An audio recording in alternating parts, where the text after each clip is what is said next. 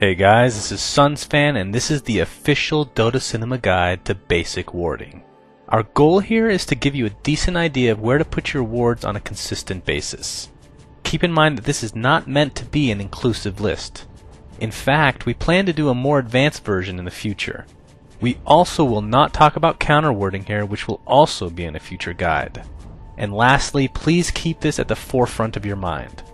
Although certain ward spots may seem more beneficial to a specific side at first glance, they can also be very helpful for the opposing team depending on how offensive or defensive the teams are. Observer wards are a beautiful thing. A pack of 2 costs 200 gold and will give a huge 1600 AoE in vision depending on the spot. Wards are crucial for map control and will last a total of 6 minutes. Because of their usefulness, there is a limited stock of 2 packs in the shop, with a 6-minute replenish time. Rune control. At the top rune there are several wards to choose from depending on which side you're on. As you can see, this top rune is probably the most common and therefore might not be the best choice since the opposing team is expecting it. And although common as well, this ward by the Ancients will see both the rune and the Ancients, which will help set up ganks when an opposing carry is attempting to kill a stack. It's also helpful as a defensive ward for the Radiant, in order to catch anyone going through that route in order to gank the top lane. And then we have this ward by the stairs, which is a lot less common and will not only see the rune, but will also catch anyone trying to come up the stairs for a gank on mid, which of course is very helpful if you are the Dire Persuasion. At the bottom rune, the most common spot to place a ward if you're the Dire is right here. This will both spot the rune as well as any potential gank towards the bottom lane. Keep in mind that most good jungle heroes will counter this right away. These 3 spots are the remaining wards to choose from for the bottom rune. They all give similar vision for the entrance to the Radiant jungle as well as the main avenue for Roshan's pit, which we will discuss further now. Roshan. A lot of the previously mentioned rune wards can suffice for a successful bout with Roshan, but if counter warding comes into play, you may be looking for some less common spots to use. First, let's look at this as if we were on the Dire, where we have 2 potential choices that are very close to each other. The first spot will show most of the entrance to the Radiant jungle, as well as additional vision towards the west, therefore giving you ample time to prepare for an oncoming clash. The second ward is similar in nature, although it won't give you ample time to react. It will, however, give you vision on your own ramp next to Roshan, which can be helpful if you feel the Radiant will use that to initiate. If you're the Radiant, you mostly have to worry about the Dire coming from their secret shop area if they're planning to stop you from rushing.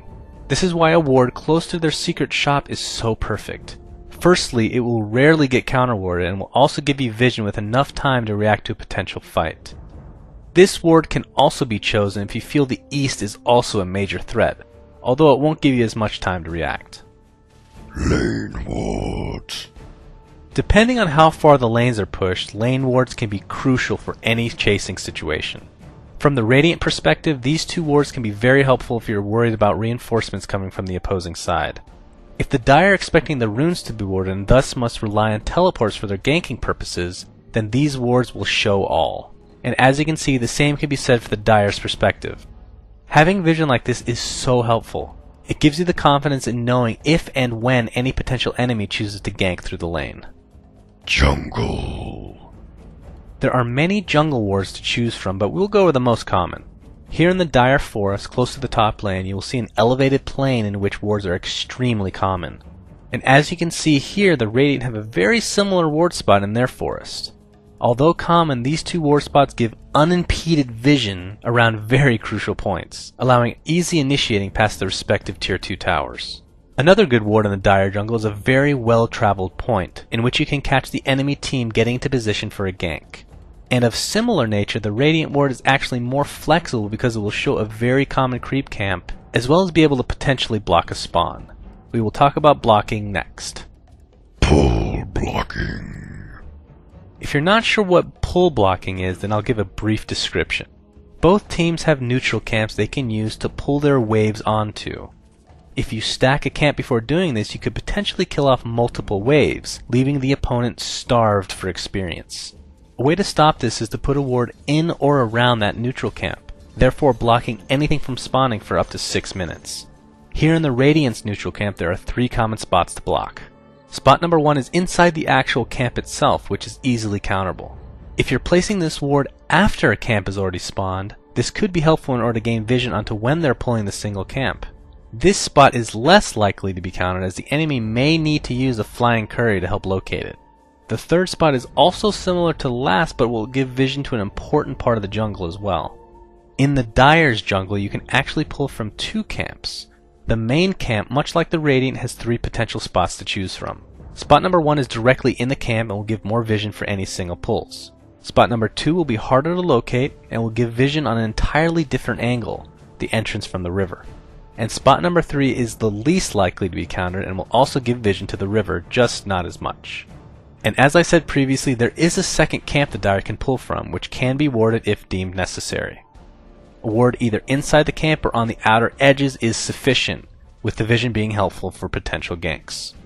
Base wards. If your team is trying to push in a base tower but you're having a tough time initiating since the enemy team is playing so passive, a base ward may be needed. As you can see from the Radiant base, there are 2 common spots you have to choose from, while the Dyer have the same in their base. Just make sure when you're placing these wards that they're not too close to the tower, or else you'll just be wasting a good opportunity to catch the enemy off guard. Having this vision can be crucial towards the later stage of the game, when you're having real issues trying to breach the enemy's base. Thanks for watching, guys, and please remember to subscribe to our YouTube. Also, a special shout out goes to Flawless for his help in writing this guide. You can check him out at his YouTube, which is linked in the following annotation. And finally, please be sure to check out our stream at own3d.tv/DotaCinema, where you can find tournament shoutcasts, as well as me playing with you. This was SunsFan, and please, have my babies, please.